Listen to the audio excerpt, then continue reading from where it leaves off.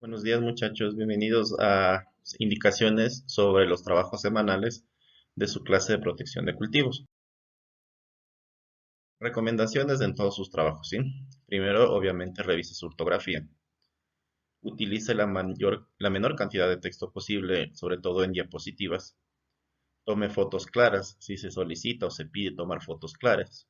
Hay una aplicación para el teléfono que le permite a usted tomar una foto y convertir a formato PDF que se llama CamScanner. ¿Sí? Cuando haga una diapositiva, trate de usar todo el espacio de la diapositiva, ¿no? Sobre todo cuando se solicita esto. Para sus trabajos, todos sus trabajos tienen que estar subidos en formato PDF. Citar sus fuentes correctamente dentro del documento y al final del documento. Y obviamente antes de hacer estas tareas, revise el video de la clase, comentarios que se hayan dejado en tareas anteriores, ¿sí? Con el objetivo de que usted pueda eh, avanzar más rápido. Entonces, aquí podemos ver los errores que normalmente cometen los estudiantes y que es bueno que ustedes vayan eh, corrigiendo, obviamente, a medida vayan avanzando, ¿sí? Primero, cuando escriban puntos, números decimales se escriben con puntos, ¿sí? Sí, por ejemplo, 5.6. Y cuando escribimos números miles, estos llevan comas. Nosotros acá estamos acostumbrados a escribir al revés, pero cuando escribimos en lenguaje de ciencia o cuando escriban su tesis, que es donde van a tener mayor cantidad de problemas, se debe escribir así, ¿sí? Cuando usen gráficas en sus tareas, traten de que sean gráficas legibles, es decir, que se puedan ver. Si ustedes cogen del internet algo que está muy pequeño, pues no va a ser tan legible y cuando ustedes quieran hacerlo más grande. Entonces tienen que buscar una gráfica que sea legible. En la diapositiva normalmente se evita muchos colores, sobre todo colores que son muy llamativos, por ejemplo, un rosado fosforescente o, por ejemplo, colores que no permitan leer bien, por ejemplo, cuando ponen letras negras y un fondo café, eso evita que la persona que revisa el trabajo lea bien, y de igual manera para la persona que ustedes le presentan el trabajo, ¿sí? Cuando presenten el documento escrito, en caso de que en esta clase tengan un formato, como es el de esta clase, llene todas las secciones del documento, no deje espacios vacíos. Utilice el tamaño de letra 12 y un espacio interlineado de 1.5. El tipo de letra, pues, es para cada uno de ustedes, ¿sí? Ahora, aquí pongo algunos ejemplos de citas APA, que es la forma de citar que se usa aquí en la universidad, ¿sí? ¿Qué es el APA? El APA viene de American Psychological Society, es una sociedad de psicología. ¿Por qué usamos eso? Más es por facilidad, ¿sí? Ya que es más fácil de citar en comparación a otras escuelas y es muy utilizada no solo en psicología, sino en otras ramas, ¿sí? En este semestre vamos a evitar usar el Word, Google u otros programas que sean de citas, porque necesitamos pulir lo que es citar, ¿sí? Muchas veces estos programas o Word citan, pero no citan como se debe de citar, ¿sí? Sobre todo, como uno se da cuenta es que cuando revisa, las citas son diferentes a las demás, ¿sí? Y obviamente deben utilizar citas de fuentes, es decir, de textos que sean permitidos. Esto vamos a hablar más adelante, ¿sí? Entonces, cuando citamos dentro del documento, se usan lo que son citas cortas.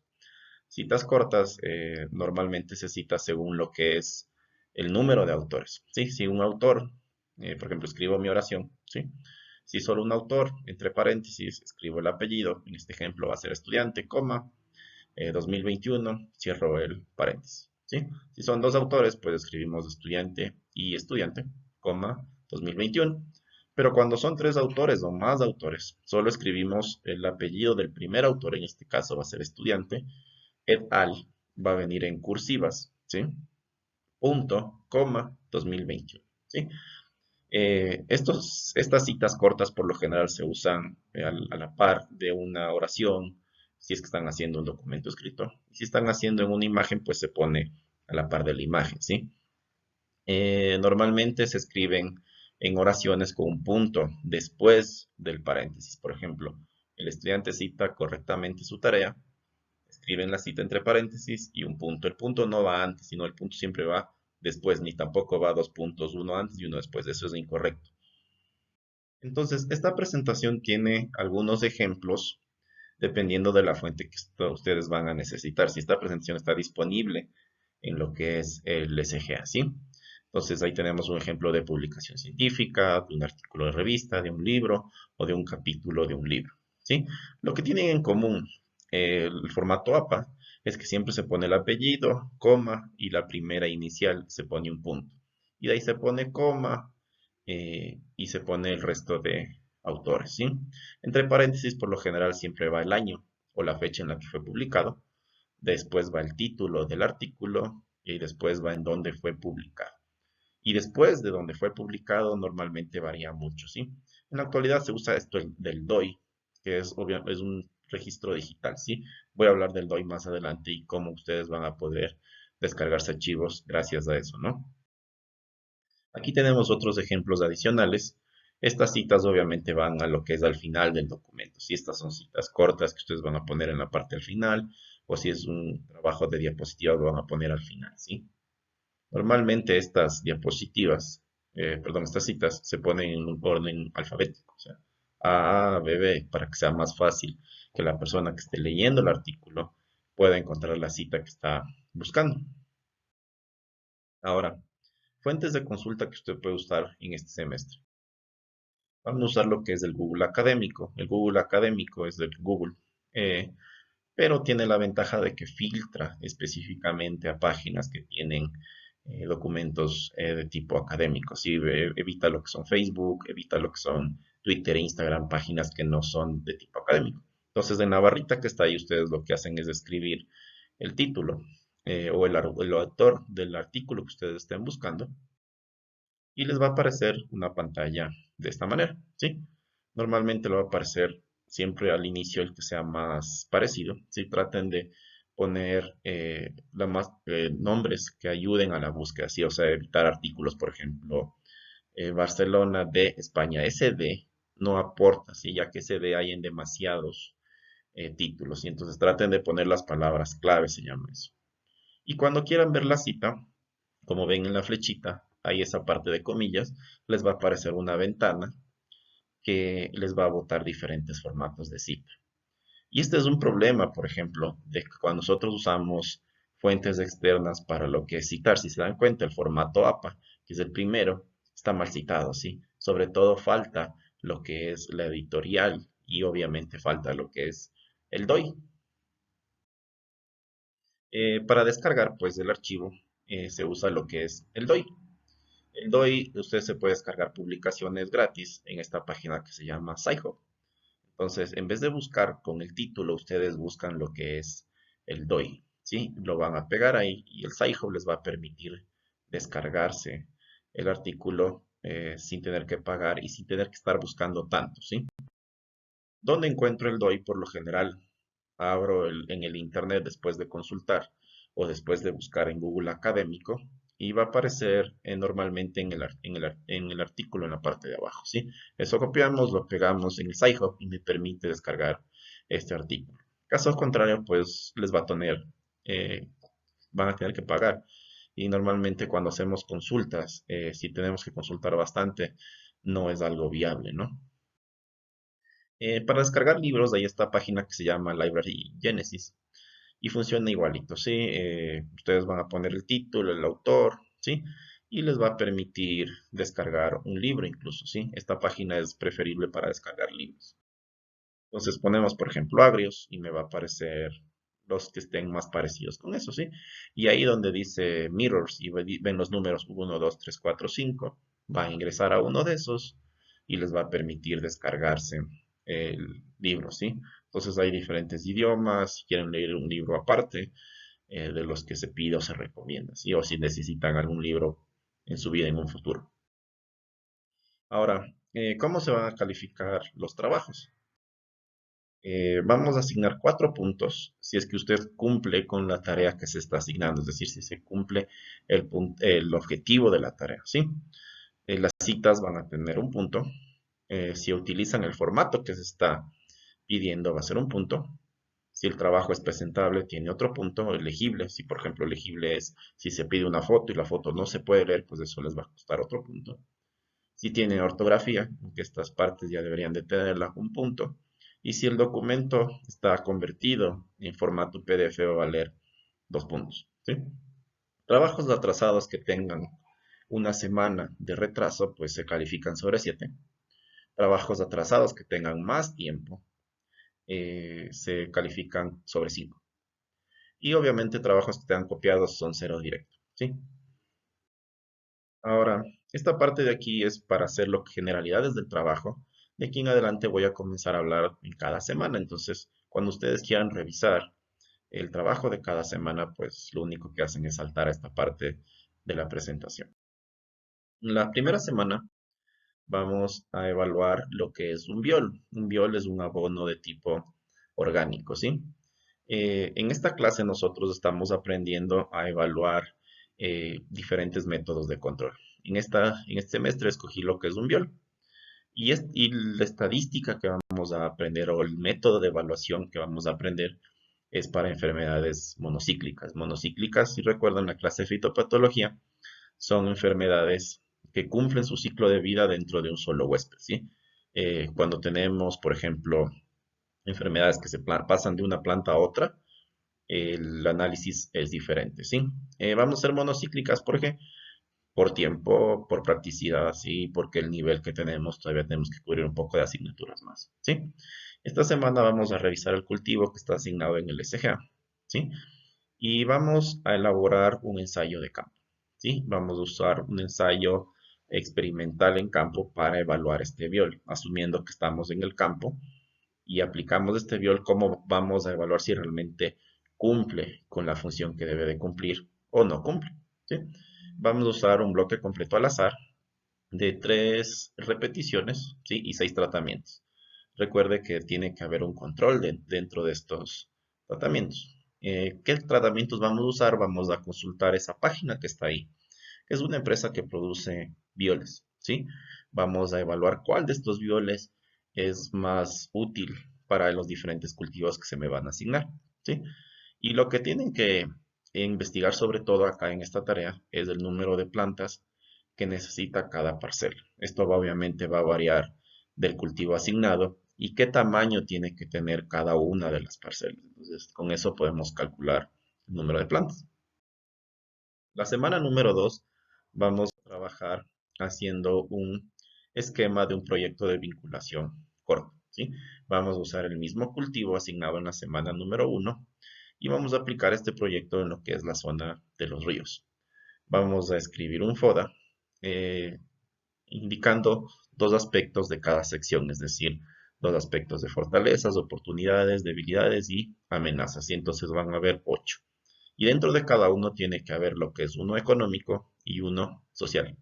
Adicionalmente vamos a poner lo que es el objetivo del proyecto, que a quién va a beneficiar el proyecto y qué área de influencia tiene este proyecto.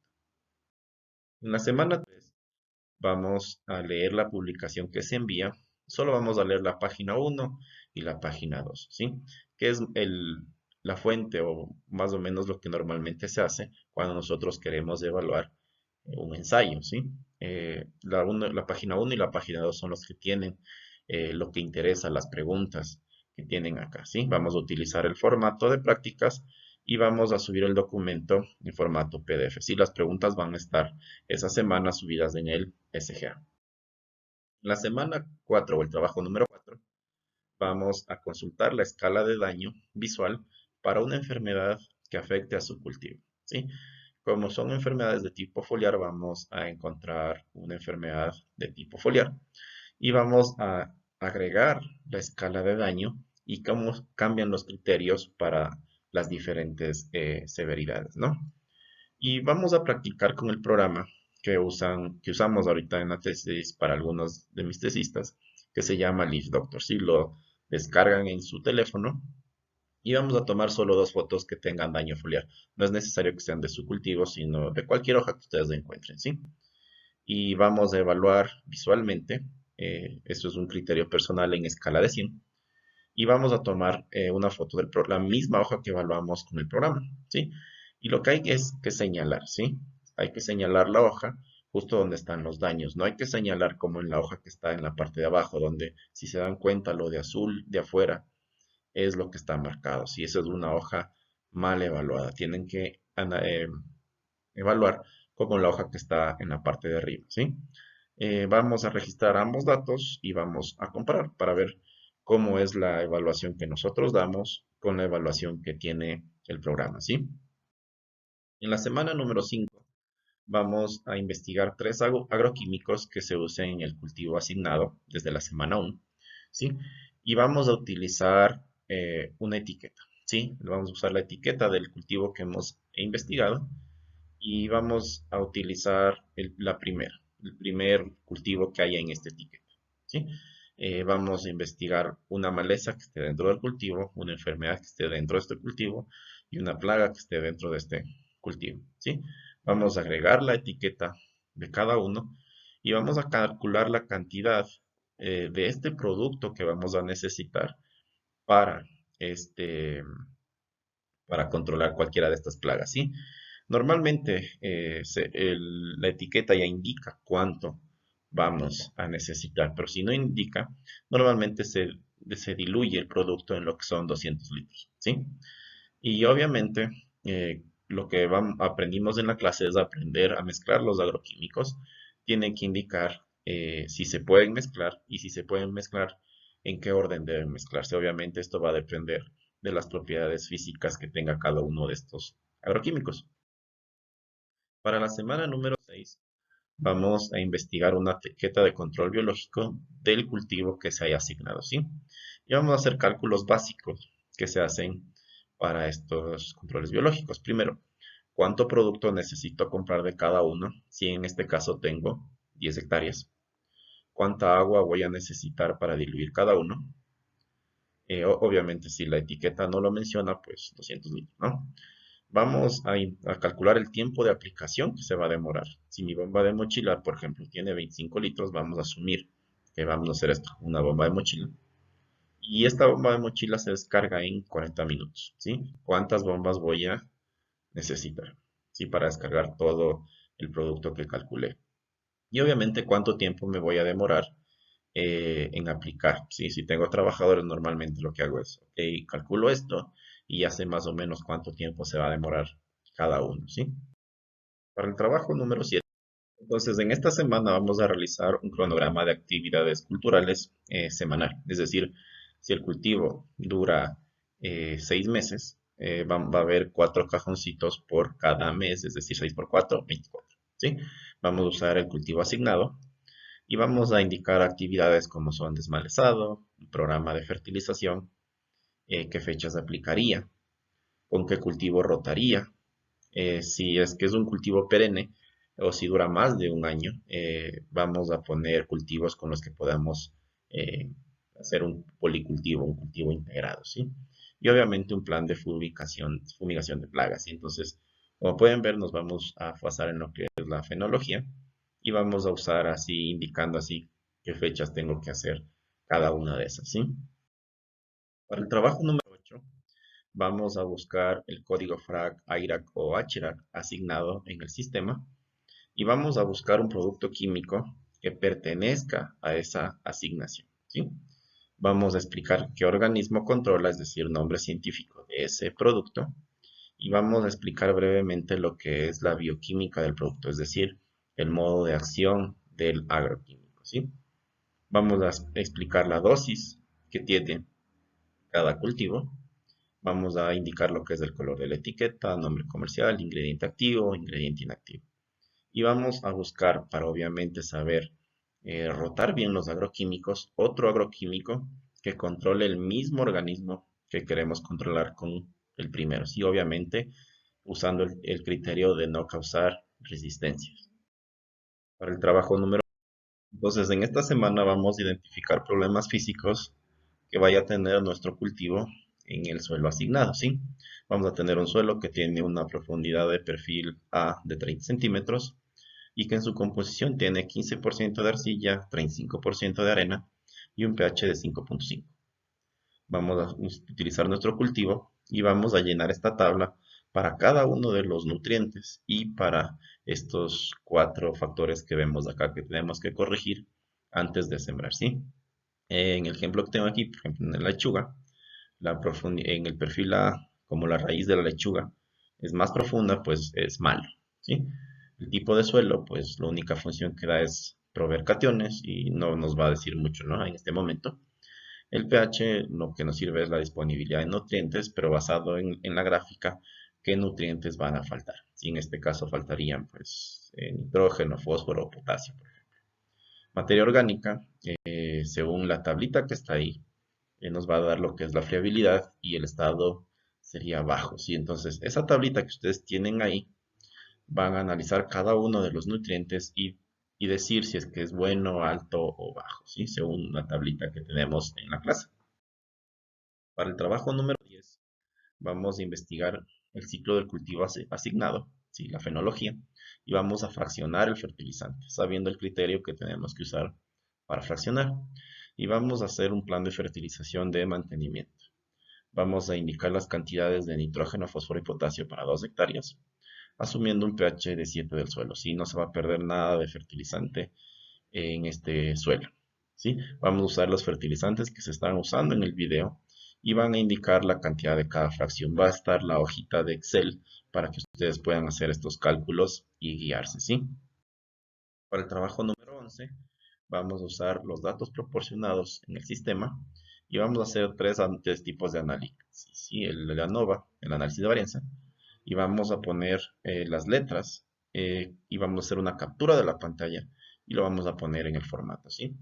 La gráfica de barras vamos a colocar el nombre de cada uno como título y una gráfica de regresión lineal colocando también el nombre como título. Vamos a responder 2 preguntas. ¿Qué tratamiento de los que estamos analizando es superior a los demás o mejor? Y si es útil la evaluación del programa usando la evaluación visual. Para el trabajo número 2 vamos a usar la matriz de Excel que está adjunta en el SGA y vamos a calcular unos costos de manera sencilla, ¿no? Como se muestra en el video. Vamos a tener 2 ejemplos. El producto A que va a rendir 800 kilogramos por hectárea del producto que tengamos. Va a ser a veces irreal según el cultivo en el que ustedes estén. Y vamos a asumir que el producto va a valer $2 por hectárea. Y vamos a tener un producto B que rinde en cambio 600 kilogramos por hectárea, pero vale la mitad, ¿sí? Vamos a consultar el precio en la página del MAGAP, la página que se llama el CIPA. Ponen en Google CIPA y ahí están los precios oficiales y ahí pueden calcular lo que es el ingreso bruto, ¿sí? Que es la multiplicación, ¿sí?